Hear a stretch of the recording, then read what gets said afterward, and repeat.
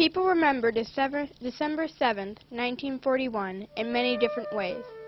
Some people will describe it as an ordinary day that changed as it wore on. Other people will say that it is a day that changed their lives. Jeanne Wakatsuki was one of those in the second group. It was Sunday, and Jeanne had gone down to the dock where her father had left earlier that day in his fishing boat. It was just like an ordinary Sunday morning, she thought, until she noticed the boats were coming in much earlier than usual. Soon, Jeanne would realize that the Japanese attack on Pearl Harbor was not just one event that changed one morning, but the start of a series of events that changed her life. Indeed, the attack on Pearl Harbor was the beginning of a new phase in Jeanne's life. First, her father and the family's patriarch, Ko Wakatsuki, was arrested and taken from the family's house, leaving behind his wife, Jeanne, and her older brothers, who attempted to fill in Papa's role as patriarch. Soon after, the remaining Wakatsukis were made to leave their house and board a bus to Manzanar, an internment camp for Japanese immigrants. The Wakatsuki would remain there for the duration of World War II. Midway through their stay at Manzanar, though, the Wakatsukis were joined by their patriarch, but he had changed after his stay in an all-male camp in South Dakota. He returned as an alcoholic, as an abuser. He remained changed even after the family returned from Manzanar. Finally, when the Japanese internees were allowed out of their camps, the Wakatsukis returned to Los Angeles as changed people. Mama, who had left Los Angeles as a proud, strong woman, returned beaten down and abused. Papa, who Jeanne described before as the dude, returned as an alcoholic. Los Angeles itself had changed too. After World War II, many Caucasians expressed hatred toward Japanese, causing Jeanne to be excluded from many after-school clubs and discriminated against by her teachers. Jeanne Wakatsuki's memories of Manzanar remained in her mind for many years after. It took her years and years, but finally she was able to say her own farewell to Manzanar. And now, we are fortunate to be joined today by the people from Jeanne's lives as they describe their experiences at Manazanar.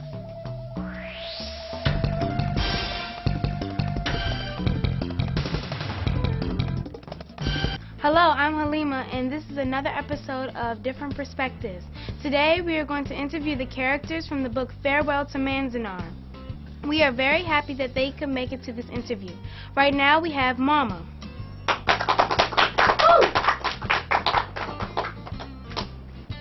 Hi, Mama. How are you? Good to see you again. Good, thanks. You're looking good. Thank you. You too. Mama, how were the living conditions in the internment camp when you first arrived there with your family? They were really bad. There was all tar paper. One of my sons had to they cut tin cans and to patch up the holes. It was really bad.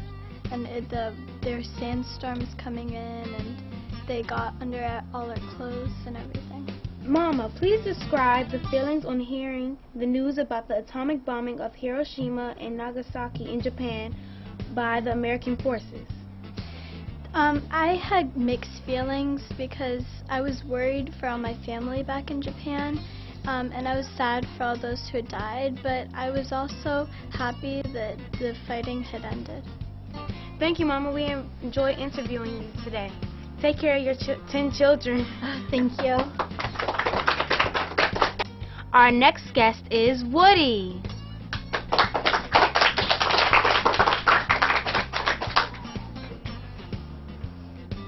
Nice to see you. How's the wife and kids? Oh, they're great, thank you. Woody, why did you want to serve in the United States Armed Forces during World War II, even though your entire family had been interned by the U.S. government at Manzanar? Because I knew that the sooner the war was over, the sooner me and my family would be out of those horrible internment camps. How did you feel serving in Japan during World War II as a military soldier and visiting your father's family still living there?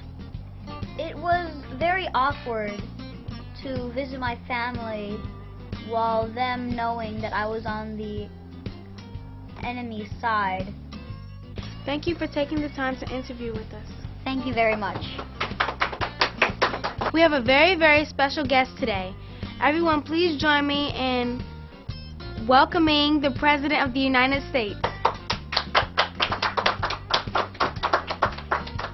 So, could you describe the feeling about Japanese Americans before World War II and the bombing of Pearl Harbor?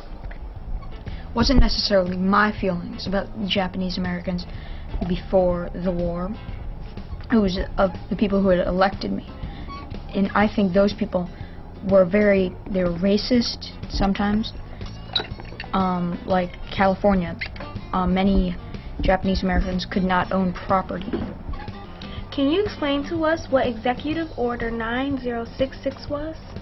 Executive Order 9066 was an executive order authorizing the Secretary of War and generals on the West Coast to create internment camps for Japanese Americans. Thank you for coming. We enjoyed your company. Our next guest is Papa, Mr. Wakatsuki. Everyone, please give a warm welcome for him.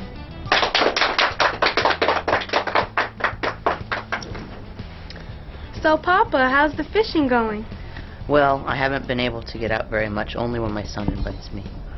Papa, can you explain to the audience how your arrest and 9-month detainment and interrogation at Fort Lincoln, North Dakota made you feel after living 35 years in this country?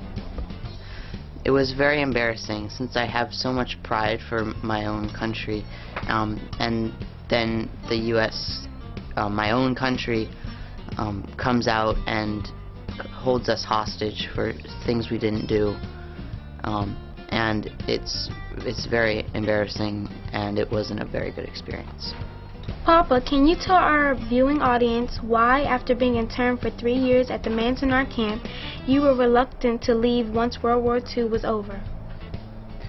Well, I didn't want, I wasn't sure what was out of the internment camps, all this prejudice going around about the Japanese since we had been interned, and I didn't want either myself, my wife, or my kids to get exposed to that. Thank you, Papa. We enjoyed your time. Thank you. We have saved the best guest for last. Right now, we have the main character and the author of the book Farewell to Manzanar, Miss Jeanne Wakatsuki. How are you, Jeanne? Very well. How are the kids? Very well, too. Jeanne, how did your internment at Manzanar contribute to your success in American high school? In Manzanar, I picked up a few skills. One of the skills I picked up was baton twirling.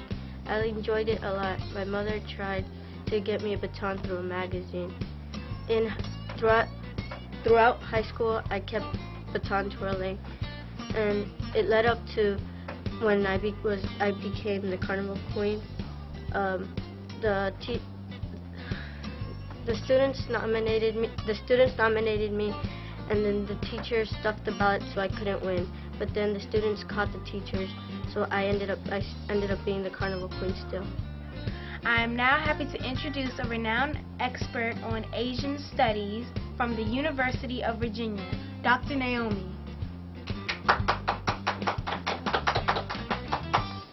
Hi, Naomi. Well, as you know, I'm a big fan, and I would just want to know, what impact do you want your book to have on your readers today?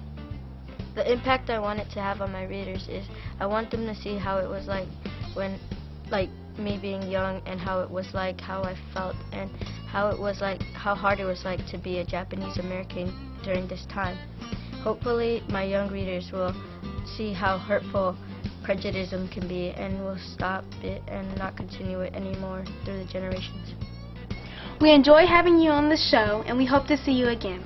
This is another episode of Different Perspectives. Thank you for tuning in.